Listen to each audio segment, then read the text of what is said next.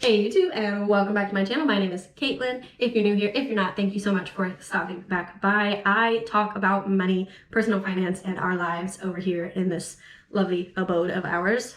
So if you were to scroll all the way back on my YouTube channel, you would find a video about our house. I thought this channel was going to be a renovation channel. Turns out that's super hard, not worth the time for me. So I'm also not like an aesthetic renovator. So anyway, if you're curious about the house, you can find it on this channel. But I did think it might be fun to go over a little mortgage update. So I have pulled some data from our mortgage lender website. So let's just dive into it. So we bought our house in 2020, started paying on it August 1st of 2020. We bought it for $150 was the offer price. The mortgage ended up being for $147 because of closing costs and the down payment and all that. We only put 3.5% down because it was an FHA loan, and that's all the monies we had. So with that, we do pay mortgage insurance. So like I said, I pulled some stuff from the site, so let's talk about it. Principal paid so far is $7,032. Pretty cool. Interest paid, $10,915. Pretty sucky. Our interest rate is 3.25%, so not bad. The house is appreciating faster than that. So we're doing okay, but it still feels bad to read $10,000 right there. The escrow amount is negligible because that account goes in and out. That's not a total number. They had a pretty graph on the website, so I was like, I'm gonna just use this one, I'll make my own. And then that leaves us a principal balance of $140,250. Yikes. However, it does seem that by the end of 2022, we will break down into the 130,000s, so that's cool. So with that, the payment structure is for P&I, we're paying $640 a month. And then for escrow, we put in $248.91 per month for a total of $889 per month. About $890. And with the P&I payment, I think it's about $250 to $275 goes to principal per month. So like I said, we're gonna break through that $139K soon. But it does take a long time to make a difference on principal when you're only putting less than $300 towards it per month. So here we are. Additionally, for the escrow account, we are pulling $97 for PMI every month. And then for our home insurance, the annual premium is $14.43. And so each month that gets broken down by 12. I don't know what the exact amount is, but each month we're putting in money to the escrow account for that. And then lastly, we do pay property taxes through our escrow account, and that comes out to roughly $800 a year, which honestly is just not bad. I do not mind.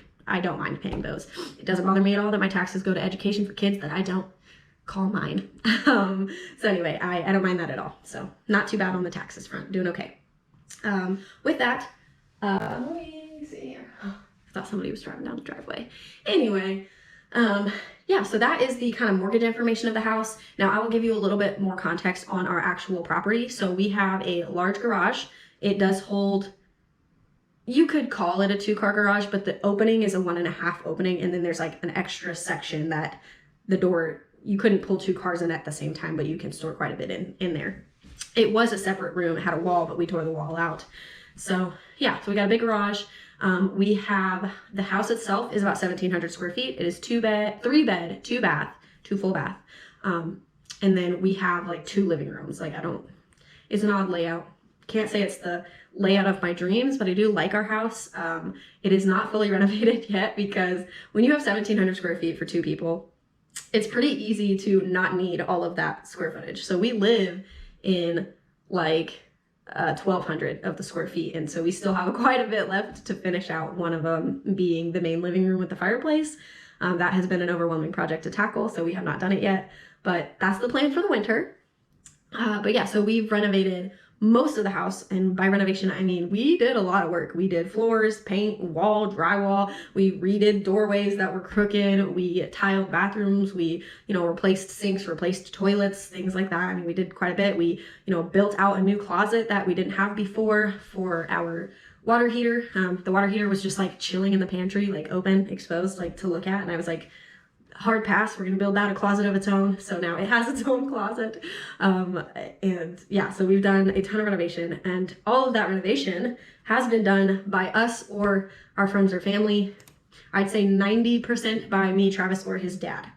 And then we had quite a bit of help with like painting, and when we did a lot of demo, we had a ton of help from friends for the demo part, taking stuff out.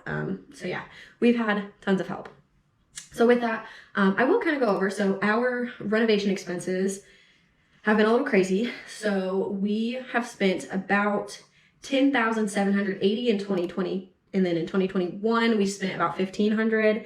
And in 2022, I'd say we've spent maybe $1,000. We haven't done hardly anything in 2022. We got real burned out. But yeah, I guess I have totals over here in one sheet.